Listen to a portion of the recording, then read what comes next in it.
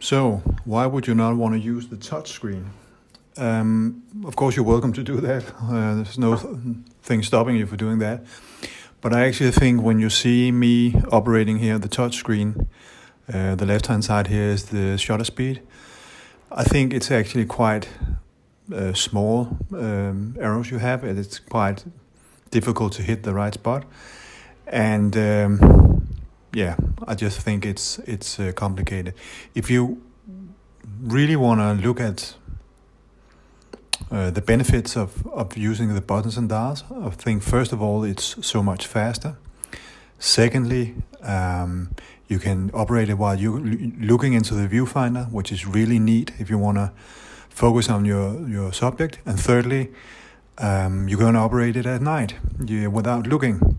I think those are three good arguments for why you would want to learn how to operate via the dials. So I start out with a little assumption here that the auto ISO is set to on. It's basically because the ISO is a consequence of the aperture and the shutter speed. And of course you can set that as well, but you end up having pictures that are either overexposed or underexposed. That may be what you're after, but to simplify things here in the beginning, I just want to assume that auto ISO is set to on. When you have the camera in auto ISO mode, you can change the ISO, but it actually has no effect. Let me just show you here that you can turn the dial if you keep the function button in, and it looks like it's changing it, but as soon as you let go of the dial, boom, it's right back to where it was. So remember that you're in auto ISO mode, and basically changing the ISO value manually has no effect whatsoever on what you're doing.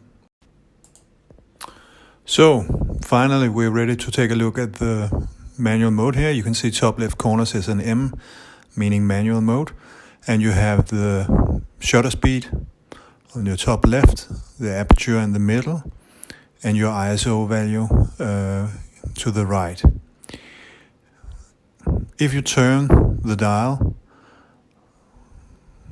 then you will see the shutter speed changing, the top left value, and that is as you expect. And then of course the good question is, how do you then change the aperture?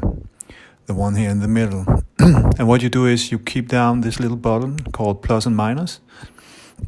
If you hold that one down, you will see that all of a sudden it's not the shutter speed but the aperture that is changing. And I also like the graphics here, where you can see how the aperture is illustrated graphically.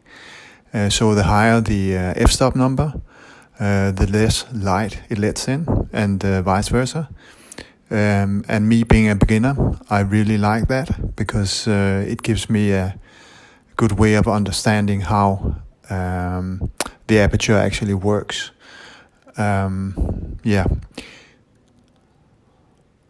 And as you can see, the ISO in the right hand side is simply changing as a consequence of changing either the shutter speed or the f-stop number.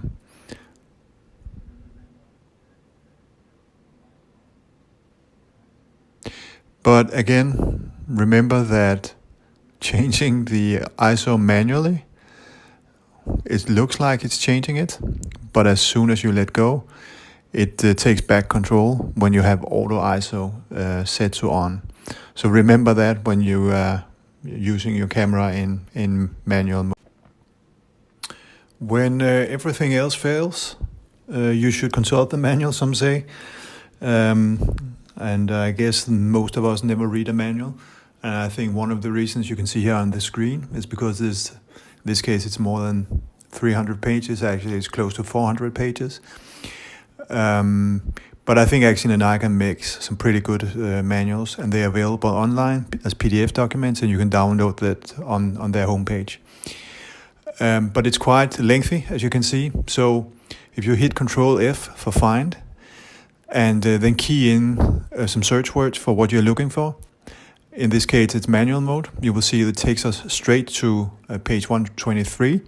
And here you actually have quite good illustration of what I just shown you on the camera. You have the command dial that changes the shutter speed, and if you hold down this little button and use the same dial, you will change the aperture, and the viewfinder will show you the consequences of what you're doing. I think that's a really good way of illustrating it. I actually like it, and I think they have a good way of both writing and illustrating how this camera works.